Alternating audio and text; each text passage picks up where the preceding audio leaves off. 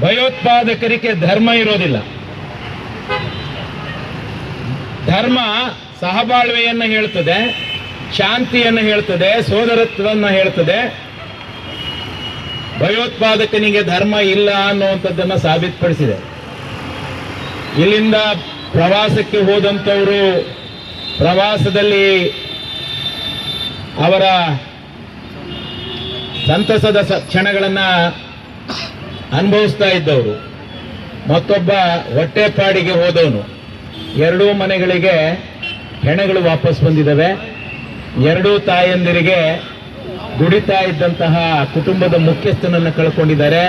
ಅದು ಆದಿಲ್ ಆಗಿರ್ಬೋದು, ಮಂಜುನಾಥ್ ಗೌಡ ಆಗಿರ್ಬೋದು.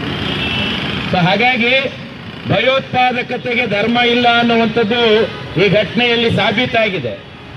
ಹಂಗಾಗಿ ಭಯೋತ್ಪಾದನೆಯನ್ನ ಈ ನಾಗರಿಕ ಸಮಾಜ ಸಹಿಸಿಕೊಡುದು ಅನ್ನುವಂಥ ವಿನಂತಿಯನ್ನ ಮಾಡುವಾಗಲೇ ಕೇಂದ್ರ ಸರ್ಕಾರದ ವಿಫಲತೆಯ ಅಂಶಗಳು ಈ ನಾಗರಿಕ ಸಮಾಜ ಗಂಭೀರವಾಗಿ ಗಮನಿಸಬೇಕು ಅನ್ನುವಂಥ ವಿನಂತಿಯನ್ನ ನಾನು ಮಾಡ್ತೇನೆ.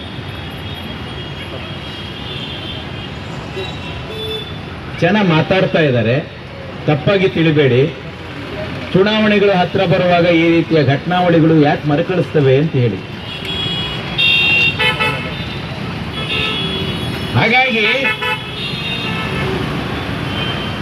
ಭಯೋತ್ಪಾದಕತೆಯನ್ನ ಬಂಡವಾಳ ಮಾಡಿಕೊಂಡು ರಾಜಕೀಯ ಮಾಡೋದಕ್ಕೆ ಪ್ರಯತ್ನ ಮಾಡ್ತಾ ಇರುವಂತ ಪಕ್ಷಗಳಿದ್ರೆ ಅದನ್ನ ಸರಿಯಾಗಿ ಗುರುತಿಸುವ ಮತ್ತೆ ಅದಕ್ಕೆ ತಕ್ಕ ಉತ್ತರವನ್ನ ಜನತೆ ಕೊಡುವಂತಹ ಅಗತ್ಯ ಇದೆ ಬಂಧುಗಳೇ. ಒಂದು ಕಡೆಯಲ್ಲಿ ಇಡೀ ಭಾರತ ಈ ಘಟನೆಯಿಂದ ಬಹಳನೇ ಮಾನಸಿಕವಾಗಿ ಜರ್ಜರಿತವಾಗಿ ದುಃಖದ ಸಂದರ್ಭದಲ್ಲಿರುವಾಗ ದೇಶದ ಪ್ರಧಾನಿಗಳು ಬಿಹಾರದ ಚುನಾವಣೆಯ ಕಡೆಗೆ ಮುಖ ಮಾಡಿದ್ದಾರೆ ಅನ್ನುವಂತಹ ಸುದ್ದಿಗಳು ಸಹ ಬರ್ತಾ ಇವೆ. ಯಾರಿಗೆ ಯಾವುದು ಪ್ರಾಧಾನ್ಯತೆ ಆಗ್ತಾ ಇದೆ ಅನ್ನುವಂಥದ್ದು ಸೂಚಕವಾಗಿ ಇಲ್ಲಿ ವ್ಯಕ್ತ ಆಗ್ತಾ ಇದೆ. ಅಂತಹ ಕಾರಣಗಳನ್ನು ಸಹ ಗುರುತಿಸುವಾಗ ನಮಗೆ ಕಾಣೋದು ಇದರ ಹಿಂದೆ ಸಂಚಿದೆಯಾ ಅಂತ. ಹಾಗಾಗಿ ಘಟನೆಯಲ್ಲಿ ಸತ್ತಂತಹ ಕುಟುಂಬಗಳ ಜೊತೆಯಲ್ಲಿ ಇಡೀ ಭಾರತದ ನಾಗರಿಕರು ಧರ್ಮಾತೀತರಾಗಿ ನಿಲ್ಲಬೇಕು. ಅದರ ಜೊತೆಗೆ ಇದರ ವೈಫಲ್ಯತೆಗಳು, ಸರ್ಕಾರದ ವೈಫಲ್ಯತೆಗಳು, ಅದರ ಬಗ್ಗೆ ತನಿಖೆ ಆಗಬೇಕು.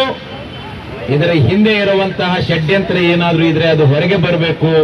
ಆ ನಿಟ್ಟಿನಲ್ಲಿ ಸರ್ಕಾರ ಕ್ರಮವನ್ನು ವಹಿಸಬೇಕು. ಯಾರೆಲ್ಲ ಜೀವಗಳನ್ನು ಕಳ್ಕೊಂಡಿದ್ದಾರೆ ಅವರ ಕುಟುಂಬಗಳಿಗೆ, ಅವರ ಜೀವನ ನಿರ್ವಹಣೆಗೆ, ಅವರ ಬದುಕಿಗೆ ಬೇಕಾಗುವಂತ ವ್ಯವಸ್ಥೆಯನ್ನು ಮಾಡಿಕೊಡುವಂಥದ್ದು ಸರ್ಕಾರದ